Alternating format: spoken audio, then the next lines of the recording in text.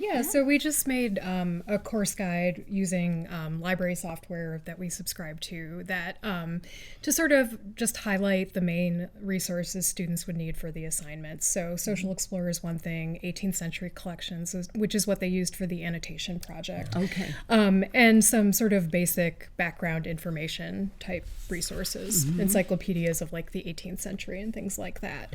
The library website can be a little difficult to navigate, especially for first and second year undergraduate students. It's really overwhelming. I find it overwhelming.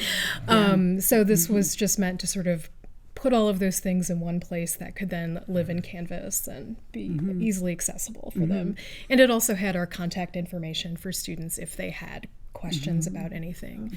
Yeah, I think your Eat, Pray, Love was like it was really it was like a really nice way of getting them to look at interesting things, right? Like about food in the 18th century. But again, like providing enough structure so that they weren't just sort of flailing around in the database, which has, thousands upon thousands of books from the 18th century. But yeah, having those thematics for them to work on, I think, was a really good way of doing it. Yeah, another part of that project in particular, and really with all three of them, one of the key parts of the success was that we really worked in partnership to the point that we devoted at least one class period, one of the lecture periods, I made open and available to librarians or whoever might be the subject expert on that particular topic, to have the entire day if they needed it, to come in, introduce the assignment, introduce the technology, allow the students to play with the material in a kind of low stakes manner,